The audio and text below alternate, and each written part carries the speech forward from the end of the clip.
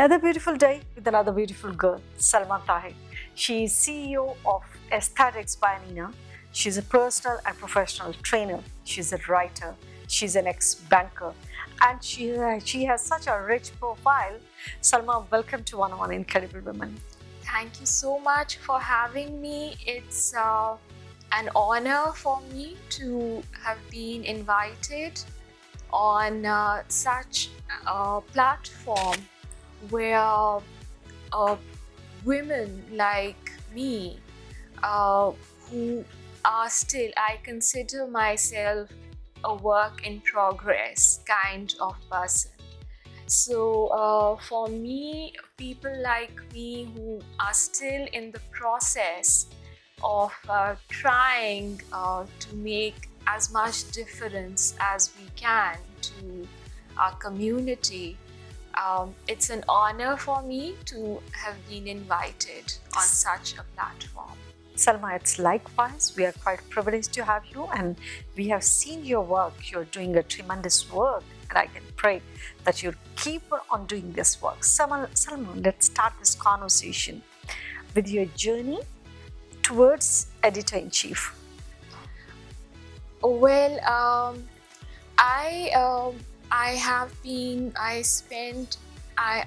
economics. I was a bright, competitive student all along. Economics interested me as a subject.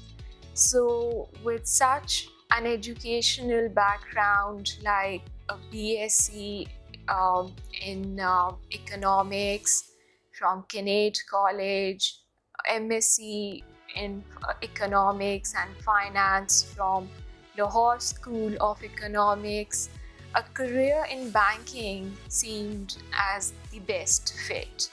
So I started off my first job at Standard Chartered Bank as a relationship manager, and I went on instead of opting for the corporate or the investment side of banking, I pursued customer experience management. I felt myself more drawn towards it because of my interpersonal skills, communication skills.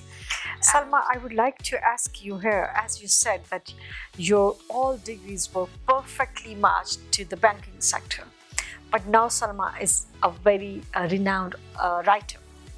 So the journey from that banker to the writer, how it converted into that? You've put it so aptly, because after spending a decade of working for prestigious banks like ABN AMRO and all, I could never have imagined to not have had a high banker profile and be known as a columnist instead. But I took a major pivotal career decision in 2012 when, for family reasons, I had to take a sabbatical to tend to my ailing mother as the only daughter and take on her assignments as the CEO of Aesthetics by Nina, which is an interior decor firm and is affiliated with Rockshield, an exterior coating company. And but during that time, writing has all through been, I've been very passionate about it. I remember having kept a diary as a little girl, and my father, whom he's been a role model throughout, a man of letters, he always recognized the writer in me. And I started writing. I used that time to introspect, and out of seeking diversification, I started writing seriously on societal issues that I truly believe that I should lend my voice to. Well, Salma, as you said that your father was your role model and he was a man of letters. So I do believe that the motivation that you have derived from your father must be. So what was your first column and where did you write?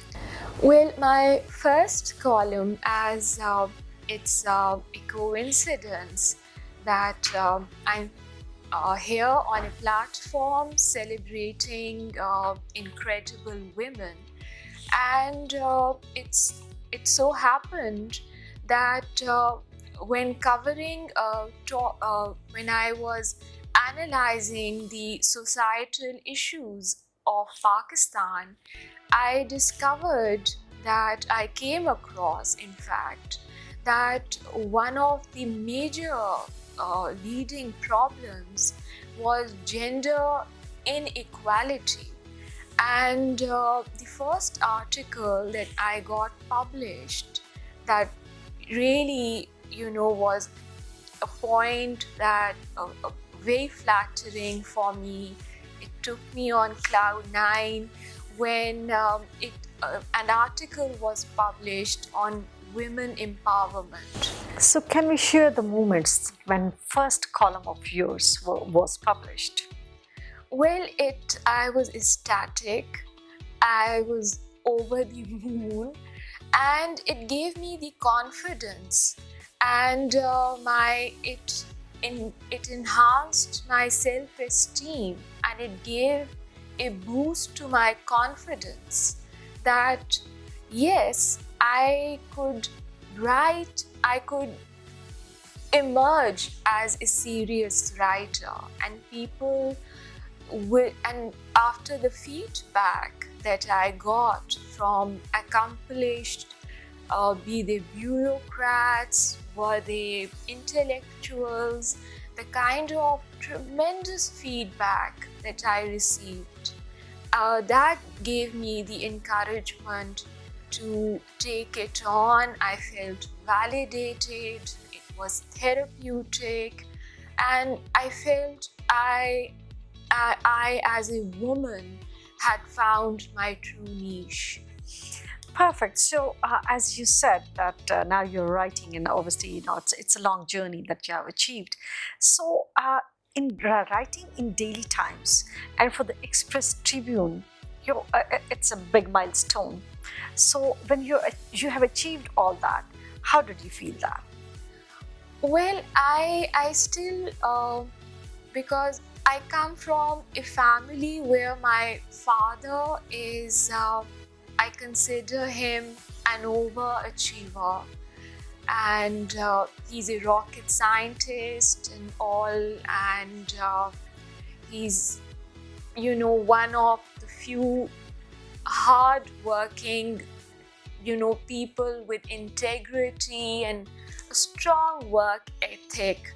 That but the humility and the modesty, that the values that were inculcated in me, those values, I feel, I make me feel that I still have a long way ahead of me, and I do not really feel a sense of having reached the pinnacle of whatever my goals are in life. Since Salma, you are a professional trainer too. So, would you recommend us that what is the key to success while communicating to the public? Well, again, when I have been when people in the service organizations in the service industry, they honor me by availing my services as a trainer for interpersonal communication skills, as well as for grooming and etiquette courses. I always make it a point to tell them one pertinent thing that I feel is very pertinent, that you do not need to lose your personal style. Whatever your personal style is, Like, if you're soft spoken, do not get stereotyped or do not get bracketed in or pigeonholed, so to say, that you won't be assertive. So, develop your own style and develop it to an extent where you excel in it, where you can be assertive, where you can communicate effectively. Because communicating effectively and clearly is the main purpose. So, if that is achieved, that's the main purpose. Salma, since you are a philanthropist too, so what inspired you to become the person of the people? Well, again, I would attribute that to my family, because I come from a family where I have been, because women like us, we have been born in a privileged world, so to speak, with parents who gave us equal opportunities and all. We are the blessed few. But we must give back to society in whatever little way we can. And some cases that I came across in my personal capacity was mental health issues.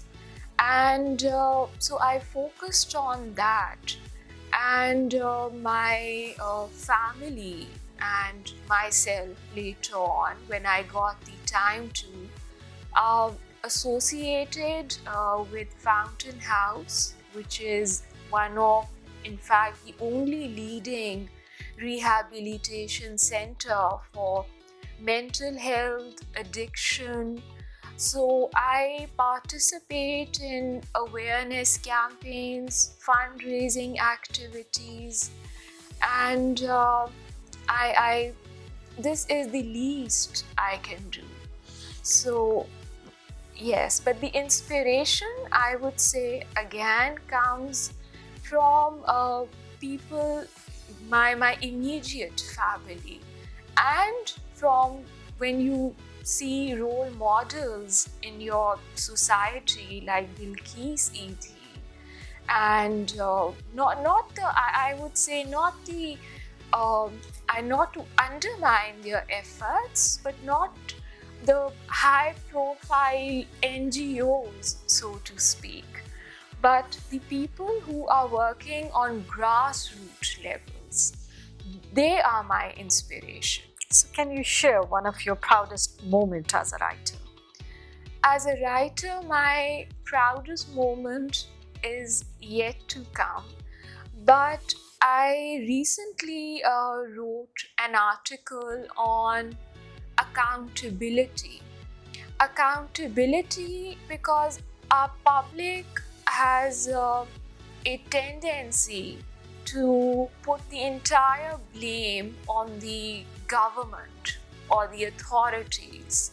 There is a circle of blame game going around, and no one really takes the responsibility of how, as a citizen, if you have certain rights, you do have certain responsibilities.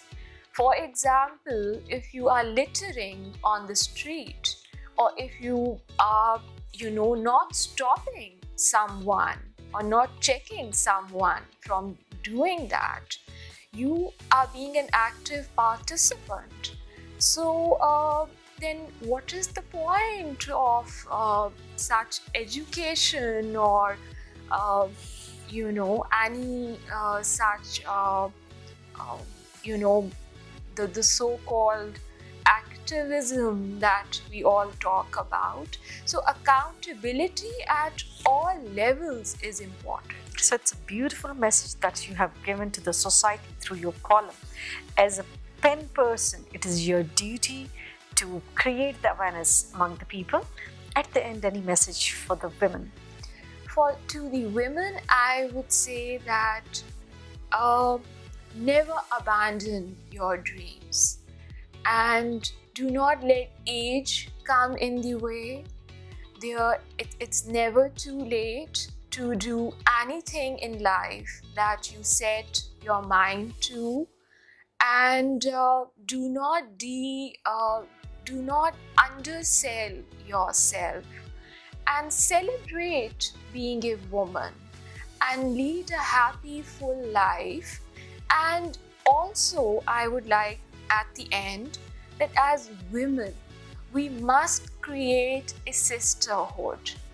I have seen that women too have a tendency to resort to leg pulling.